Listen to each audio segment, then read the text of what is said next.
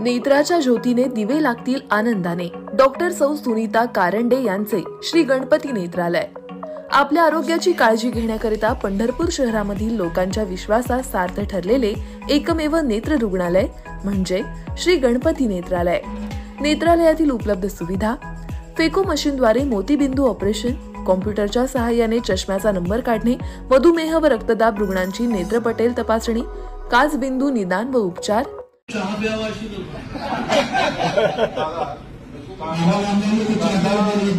तांडावस्तीला यावर्षी तरतूद आहे.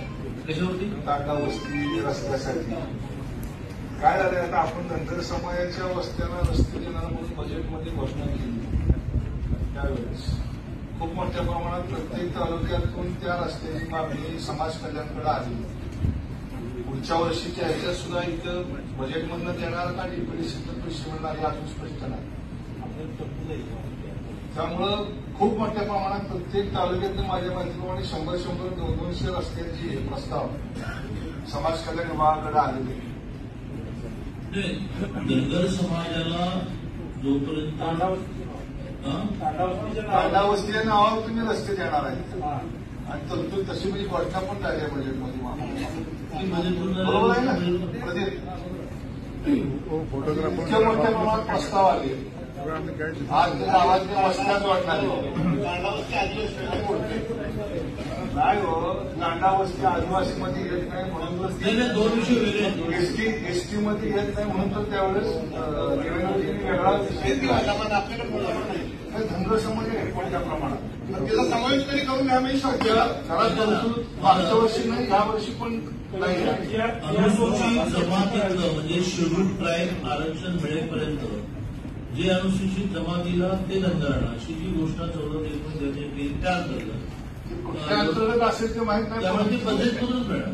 बजेटमधनं नसतील तर मग इथून तरतूद मागच्या वर्षी नाही, या वर्षी पण नाही. इथे तरतूद काय करावं लागेल? हा धनगर वस्तीला जोडणारे रस्ते हा विषय नव्हे आले. अनुसूचित जमातीच्या अनुसूचित जमाती असताना त्या शेड्यूल यातून आला. आता हा तांडावस्तीचा परंपरागत आहे, तर त्याचा आराखडा तयार करायला लागेल. नाही, सामाजिक न्यायामध्ये तो येतोय. सामाजिक सेवा सामाजिक न्याय धनगरवाड्या येतात का? येतात सर. 39 जाती त्यामध्ये समाविष्ट धनगर येतात. आता आपल्या जिल्ह्याच्या नियोजनचं साईज पाहता जेवढी डिमांड आहे ती डिमांड पूर्ण करता येणार नाही. ₹0 तरतूद आहे. नाही, आता ती करायला या वर्षी पण नाही, पुढच्या वर्षीच्या ह्याच्यामध्ये पण तरतूद नाही करायला. पण मोठ्या प्रमाणात धनगर वस्त्यांना जोडण्यात रस्ते आहेत ते बजेटमधूनच येत आहेत. दुसरा विषय झाला की आदिवासी विभागामार्फत पंढरपूर शहर असेल किंवा सोलापूर जिल्ह्यातील जे कोळी समाजाची लोकसंख्या आहे त्यांना आपण आदिवासीमध्ये दाखवतो.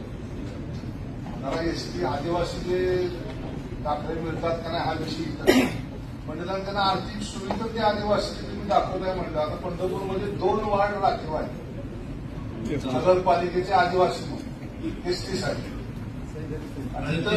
कोळी लोकसंख्या गृहीत धरून केलेलं आहे. मग त्याला आदिवासीचं का पैसे देत नाही तुम्ही डेव्हलपमेंटला? त्याच्यामध्ये लोकसंख्या घेतलेली आहे. तुम्ही पैसे घेताना आदिवासी म्हणून त्यांचं दाखवताय केंद्राकडनं पैसे मिळायसाठी दादा, आणि निधी देताना मात्र तो समाज तुम्ही आदिवासी दाखवत नाही. आरक्षण राहू द्या, पण विकास निधी मी कलेक्टर महोदयांना तेच लक्षण दिलं की निवडणूक आयोगाने तो एसटी मागला आणि त्याप्रमाणे 2 वार्ड एसटी केले. त्याला पैसे द्यावे का केले तर ते तुम्ही केंद्राकडनं पैसे मागताना आदिवासी दाखवून आपण पैसे मागतो. त्यामुळे यावेळीच्या योजनेत करायची व्यवस्था लोकसंख्या दाखवतोय आपण त्यांची आणि त्यांना फॅसिलिटी देत नाही आपण. शेड्यूल ट्राईबची